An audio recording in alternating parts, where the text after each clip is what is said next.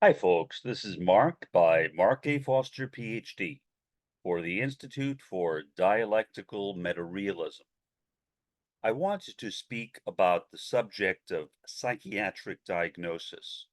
Now, first, I need to make clear I am not a psychiatrist.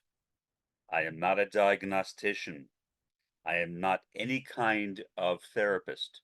I'm a clinical psychologist, psychiatric social worker, uh, psychiatric physician's assistant, none of those. So I really have no qualification to speak on what I am about to speak about. So I guess you can just stop this podcast right now. I hope not, but you can if you want to. Um, in any event, I will attempt to give you my own perspective on it as someone who has spent I wouldn't, not most of my life, but a large part of my life under either psychiatric or psychological care. And I feel as though, based upon that, I have some standing, although not academic standing, not clinical standing, to address the subject. So basically, what I am doing is I'm speaking about the subject as a sociologist and nothing more. That's all I am. I'm a simple sociologist with a PhD in sociology and history. So, okay, to begin, uh, the um, the concept of mental illness, first of all, or mental disorder, is controversial in and of itself. Why? Well, because, for example, psychiatry is the only branch of medicine in which diagnoses are made primarily on the basis of talking, not on the basis of any kind of tests. You cannot test somebody for autism. You cannot test somebody for schizophrenia. You cannot test somebody for obsessive compulsive disorder, etc. So all you can do really is talk to a person, evaluate their symptoms, and then prescribe various medications and see if they work. And if they work, you say, good, they're working. So I guess I was right in my diagnosis. Now, I am not opposed to psychiatry, psychology, psychiatric nurse practitionership, uh, psychiatric medical physicianship, whatever it's called. I am not opposed to any of those things. If something helps somebody, I'm happy. My last two psychiatrists, Jim Hunter and my current one, I love them. I love Jim Hunter, who is now deceased, so I'm mentioning his name, and I love my current one, who is not deceased, so I'm not mentioning his name. Um, they were both wonderful people, unlike my child psychiatrist, who was also deceased, Charles Rabiner. Not a very nice man when I was a kid. As adults, we got along fine, perfectly fine, because he could no longer intimidate me. But when he could intimidate me, he did all the time by constantly threatening me that he would send me back to a state psychiatric hospital if I did not clean up my act. Well, anyway, so what did I do? Well, I think I did what any person would do. I simply stopped telling him stuff. And I convinced my mother, amazingly, because she kind of worshipped him, uh, to do the same, to stop telling him stuff. Um, and as a result, I was never sent back to Creedmoor State Hospital in the borough of Queens in New York City. So I was happy about that. I was successful. And it didn't matter because I turned out okay. Here I am. Well, I guess I'm okay. Okay, regardless. Here is the problem, basically, with psychiatric diagnoses. You cannot say that there is a clear etiology for any psychiatric disorder. As I mentioned before, there is no way to test for a psychiatric disorder. Well, you can test in the sense of a written test in some cases. You can test, I guess, if you want to call a verbal conversation and asking certain questions, that kind of test can be given. There are tests for autism. I have taken loads of them.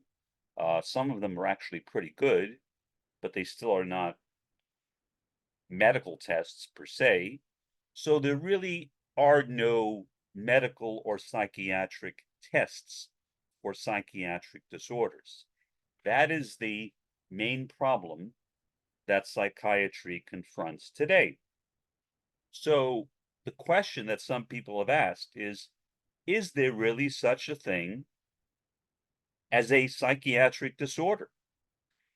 And there have even been some psychiatrists who have said no, believe it or not. The most famous of those was Thomas Szasz. Thomas Szasz was a psychiatrist. He wrote a book with the rather intriguing title, The Myth of Mental Illness. In that book, he says that what people call mental illnesses they're not mental illnesses. They're simply problems in living. And so people need to be taught how to live differently, I guess. Do I agree with Thomas Szasz? No. I think Thomas Szasz's ideas are outdated. They came before all of the advances that we have now seen in neuroscience and the kind of blending that has recently occurred between psychiatry and neurology. In my view, it was a mistake for psychiatry and neurology to become two separate fields in the first place. They should have always been a single field, but that's not what happened.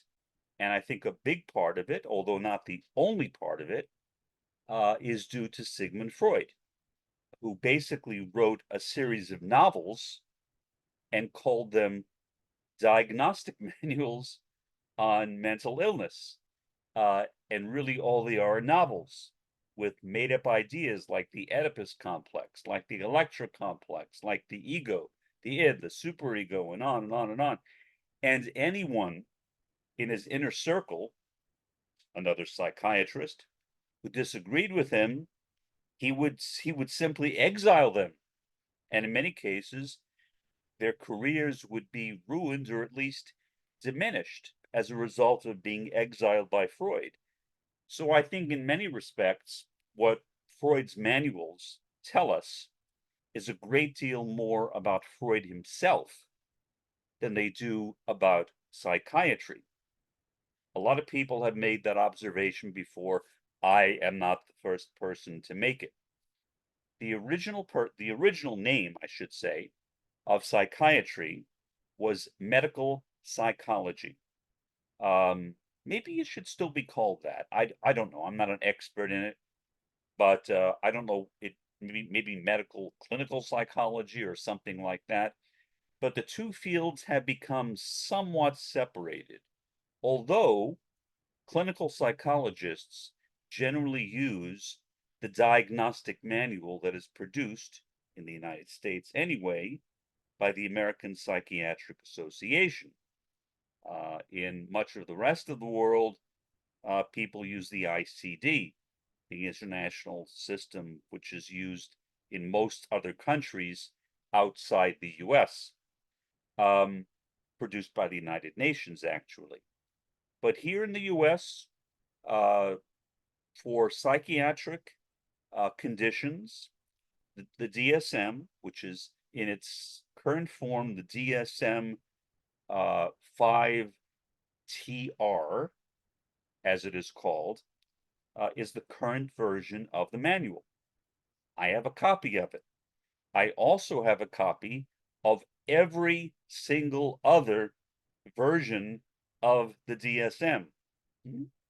Copy of every single one. And they're interesting. And what they do is they show us how much these diagnoses have changed over the years. You go back to 1930.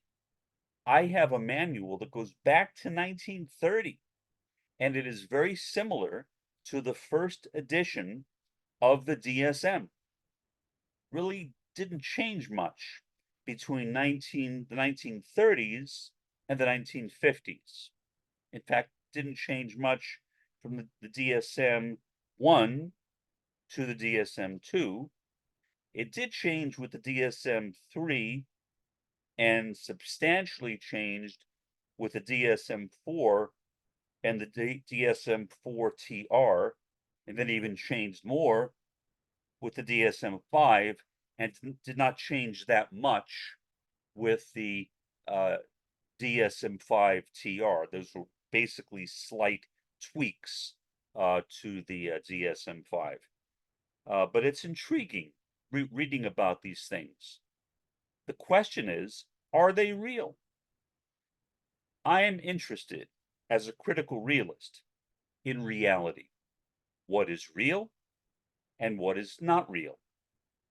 What is real, or in Roy Baskar's terms, what is demi-real? Meaning, what is illusion? In a way, you can consider even demi-reality to be a kind of reality, but it is a kind of reality which is basically worthless, and it is a kind of reality that we need to flee from. It's not the kind of reality that we want to remain in. So, as somebody who is not a clinician, I am not qualified to answer that question. So I may have built up your expectations, but sorry, I really am not qualified to answer my own question, even to myself. I really don't know.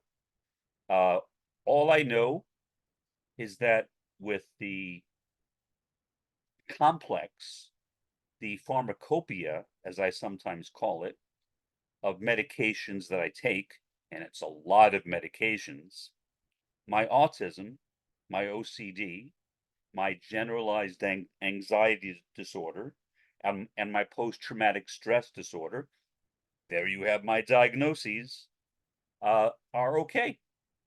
I can function. I'm not under that much stress during the day. I'm pretty happy. I lead a very successful retirement. I really have no significant problems in life. I am a happy guy. Just kidding. I am a happy guy, and I promise I will not beat you up if you disagree with me. So the question is, what is the future of psychiatry? That I think I can answer, because that is not a diagnostic question. That is more of a question of what is psychiatry. Psychiatry right now, as I said, is largely based upon case studies, going around and speaking with patients, classifying their symptoms, trying different drugs on them. It is not based on any kind of neurological evaluation. Once, however, there is a way of tracing various mental disorders back to centers of the brain, in other words, neurons, then psychiatry, I think, will be transformed. And then we will have a totally different DSM.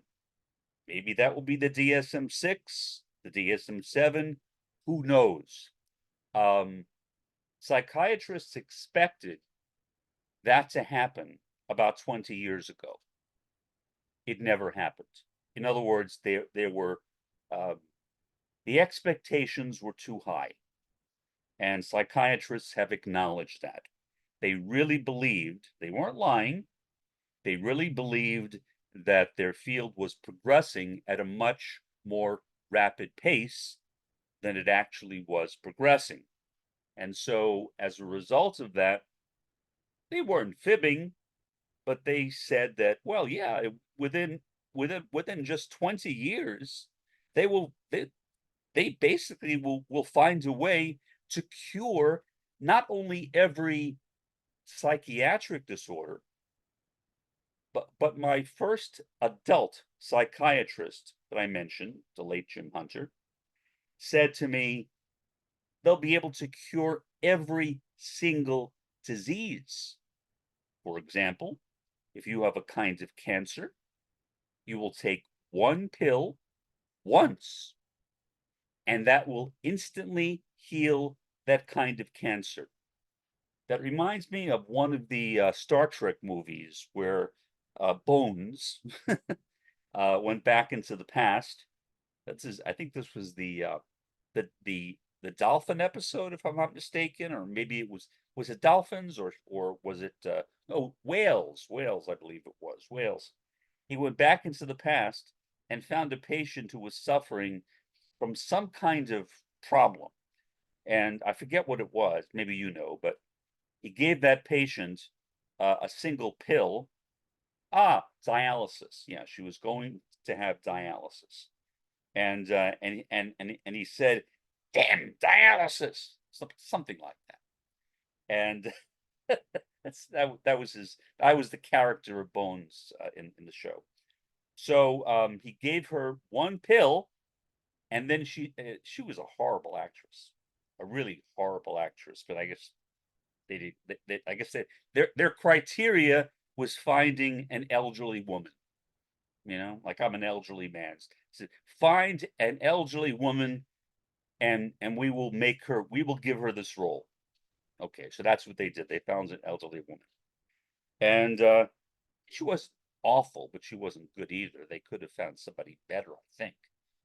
Uh, but she just went out saying, "I'm cured, I'm cured, I'm cured."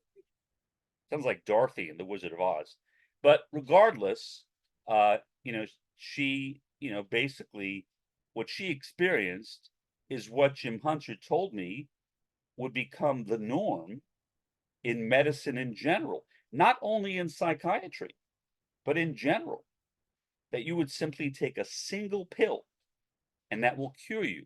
Now, I think from what I have read, and I have no qualifications to know this one way or the other. I'm simply basing what I'm saying on what I have read. I think that will probably happen at some point. When? I don't know. For example, I think that most likely there will be a cure for autism, hopefully in vivo, meaning in the fetus, at some point. Curing autism in a child or an adult would be really, really counterproductive. I mean, after someone's personality is formed, you don't want to suddenly change their personality. The shock to them, to their systems. Well, I mean, if somebody offered me a cure for my autism, would I accept it? No, because I mean, at least I know who I am.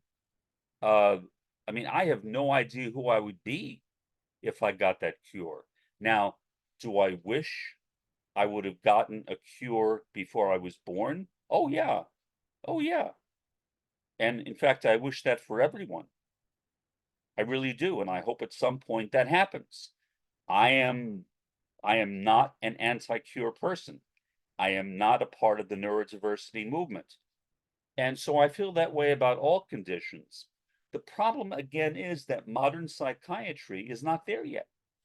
Modern psychiatry is still relatively in the Stone Age, as is clinical psychology, as is psychiatric nurse practitionership, if that's what it's called, as is psychiatric medical physician assistantship, whatever it is. They are all relatively in the diagnostic and treatment Stone Age because they don't have any way of tracing these conditions back to the brain. And until they do, it's basically just guesswork.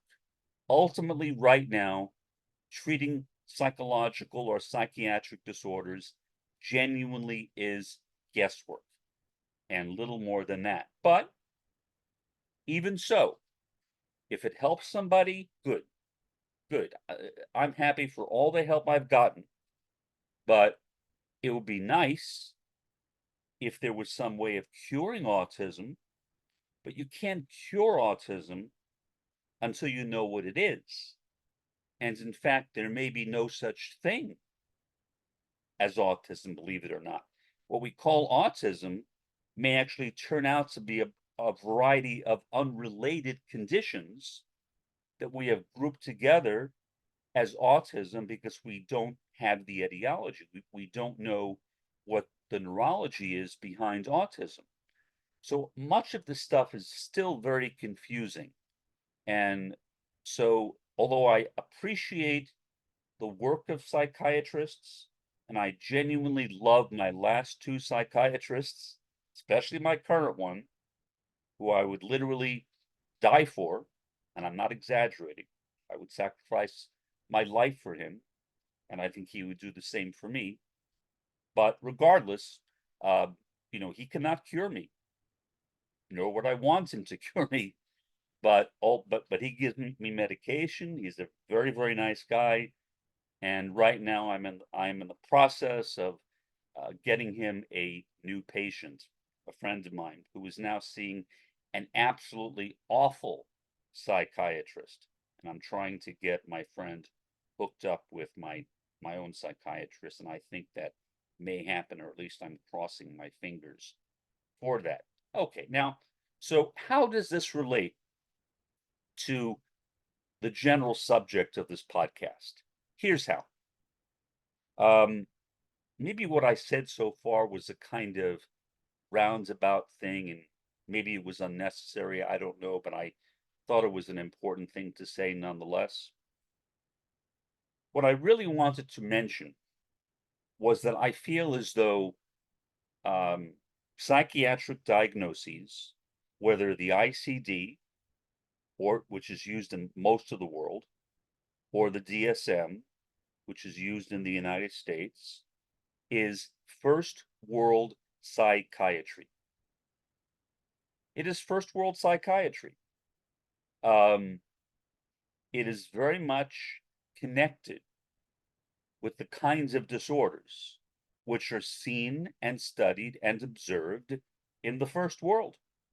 These are not conditions observed in Latin America, in Africa, or the Caribbean primarily. Primarily, they're conditions observed in the West. And so for that reason, the third world is really left out of much of the work that is being done right now in psychiatric research. Will that change in the future? Yes, but that would require an understanding of the proper etiologies or causes, neurological causes, of various psychiatric or mental disorders. And we are not there yet. Hopefully, and I'm always crossing my fingers, even though I despise superstition. I am always crossing my fingers that we will get there relatively soon, and hopefully we will be, but nope, we are not there yet. For the time being, this is Mark by Mark A. Foster, Ph.D., for the Institute for Dialectical Meta-Realism. Have a pleasant day and an even better day tomorrow.